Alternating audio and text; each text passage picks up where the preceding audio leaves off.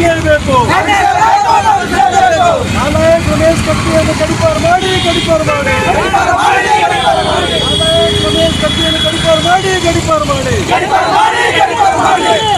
ಈ ದೇಶದ ನಾಡು ನುಡಿ ಸಂಸ್ಕೃತಿಯನ್ನು ಕಟ್ಟಿ ಈ ದೇಶವನ್ನು ಆಳಿದಂತ ಬಹುದೊಡ್ಡ ಸಮುದಾಯ, ಈ ದೇಶದ ಶೋಷಿತ ಸಮುದಾಯ, ಅದರಲ್ಲಿ ವಿಶೇಷವಾಗಿ ಬೇಡ ಸಮುದಾಯ, ಈ ಕರ್ನಾಟಕ ರಾಜ್ಯವನ್ನು ಕಟ್ಟಿ ಆಳಿದಂತ ರಾಜ್ಯವಂಶಸ್ಥ ಸಮುದಾಯ, ಅಂತ ಒಂದು ಸಮುದಾಯ ಬಗ್ಗೆ ಇವತ್ತಿನ ದಿನ ಬೆಳಗಾವಿನಲ್ಲಿ ಒಬ್ಬ ಜಾತಿವಾದಿ ಮನುವಾದಿ ಮನಸ್ಥಿತಿಯ ರಮೇಶ್ ಕತ್ತಿ ಅಂತಕ್ಕಂಥವನು ಆ ಸಮುದಾಯವನ್ನು ಇಟ್ಕೊಂಡು ಬಾಬಾ ಸಾಹೇಬ್ ಅಂಬೇಡ್ಕರ್ ಸಂವಿಧಾನ ಮೂಲಕ ಇವತ್ತಿನ ದಿನ ಈ ದೇಶದ ಶೋಷಿತ ವರ್ಗದವರು ರಾಜಕೀಯವಾಗಿ, ಶೈಕ್ಷಣಿಕವಾಗಿ, ಆರ್ಥಿಕವಾಗಿ ಅವ್ರು ಪ್ರಬಲರಾಗ್ತಿರೋದನ್ನು ಸಹಿಸಿಕೊಳ್ಳದಂತ ಈ ಮನುವಾದಿ ಮನಸ್ಥಿತಿನ ರಮೇಶ್ ಕತ್ತಿ ಅವರು ಈ ಬೇಡ ಸೌಳ ಮಕ್ಕಳು ಜಾಸ್ತಿ ಆಯಿತು ಅಂತ ಒಂದು ವರ್ಡ್ನಲ್ಲಿ ಅವನು ತುಚ್ಛವಾಗಿ ಅವಾಚ್ಯವಾಗಿ ನಿಂದನೆ ಮಾಡಿದಾನ. ಈ ಮನಸ್ಥಿತಿಯಿಂದ ಗೊತ್ತಾಗ್ತದ. ಮೊನ್ನೆ ಸುಪ್ರೀಂ ಕೋರ್ಟ್ ನಲ್ಲಿ ಈ ದಲಿತ ಸಮುದಾಯದ ನ್ಯಾಯಮೂರ್ತಿಯನ್ನು ಈ ಮನುವಾದಿ ಇದೇ ರೀತಿ ಮನುವಾದಿ ಮನಸ್ಥಿತಿಯ ಒಬ್ಬ ಬೂಟ್ ಎಸೆಯುವ ಮೂಲಕ ಈ ವ್ಯವಸ್ಥೆಗೆ ಅವಮಾನ ಮಾಡುವಂತ ಕೆಲಸ ಮಾಡಿದ್ದಾರೆ. ಇದು ಒಂದು ಬೇಡ ಸಮುದಾಯಕ್ಕೆ ಒಬ್ಬ ಜಾರಕಿಹೊಳಿಯವರಿಗೆ ಕಾರ್ಯ ಮಾಡಿದಂತ ವಿಷಯ ಅಲ್ಲ. ಈ ಮನುವಾದಿ ಮನಸ್ಥಿತಿಗಳು ಈ ಸಮುದಾಯಗಳು ನಮ್ಮ ಲೆವೆಲ್ ಬರ್ತಾ ಇದಾವಲ್ಲ, ನಮ್ಮ ಮಟ್ಟಕ್ಕೆ ಬೆಳೀತಾ ಇದಾರಲ್ಲ, ಒಂದು ಸಹಿಸ್ಕೊಳಕ್ ಆಗ್ತಾ ಇಲ್ಲ. ಆ ಒಂದು ಮೆಂಟಾಲಿಟಿ ಇಟ್ಕೊಂಡು ಈ ಜಾತಿವಾದಿ ಮನಸ್ಥಿತಿಯ ರಮೇಶ್ ಕತ್ತಿ ಈ ರೀತಿ ಮಾತನಾಡಿದ್ದಾನೆ. ಅವನ ಮೇಲೆ ಈಗಾಗಲೇ ಬೆಳಗಾವಿನಲ್ಲಿ ಈ SC/ST ದೌರ್ಜನ್ಯ ಕಡೆಯಲ್ಲಿ ಪ್ರಕರಣ ದಾಖಲಾಗಿದೆ.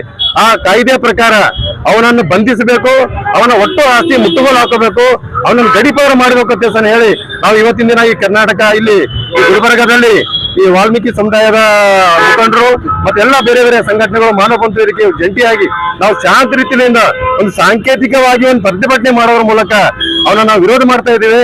ಕೂಡಲೇ ಸರ್ಕಾರ ಅವರನ್ನು ಬಂಧಿಸದೇ ಇದ್ದರೆ ಈ ರಾಜ್ಯದಲ್ಲಿ ಉಗ್ರವಾದಂತಹ ಹೋರಾಟಗಳಿಗೆ ಎದುರಿಸಬೇಕಾಗ್ತದೆ ಅಂತ ಹೇಳಿ ನಾವು ಎಚ್ಚರಿಕೆ ನೀಡ್ತಾ ಇದ್ದೇವೆ.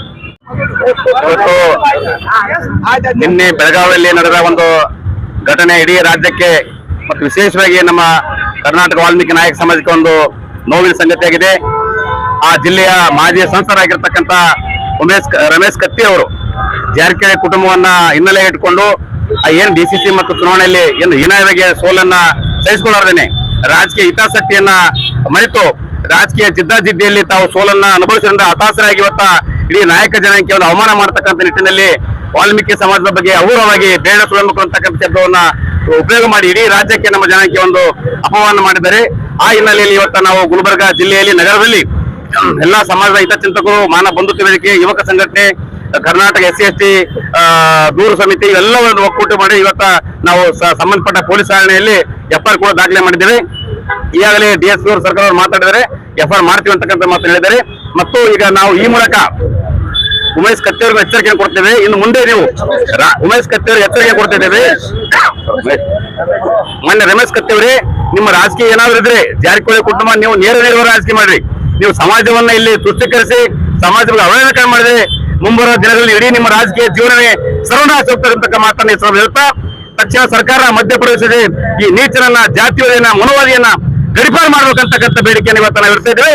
ಒಂದು ವೇಳೆ ತಕ್ಷಣ ಬಂಧಿಸದಿದ್ದಲ್ಲಿ ಈ ರಾಜ್ಯಾದ್ಯಂತ ಸಮಾಜ ಹಿತಚಿಂತಕರು, ಬುದ್ಧಿವಂತರು, ಸಂವಿಧಾನ ಬುದ್ಧಿ ಅಂಬೇಡ್ಕರ್ ವಾದಿಗಳು ಎಲ್ಲರೂ ಸೇರಿ ಈ ವಿರುದ್ಧ ನಾವು ಹೋರಾಟವನ್ನ ಮಾಡ್ತೀವಿ ಅಂತಕ್ಕಂಥ ಎಚ್ಚರಿಕೆಯನ್ನ ಇವತ್ತು ಈ ವೇದಿಕೆ ಮೂಲಕ ಹೇಳಲಿಕ್ಕೆ ಇಷ್ಟಪಡ್ತೇನೆ.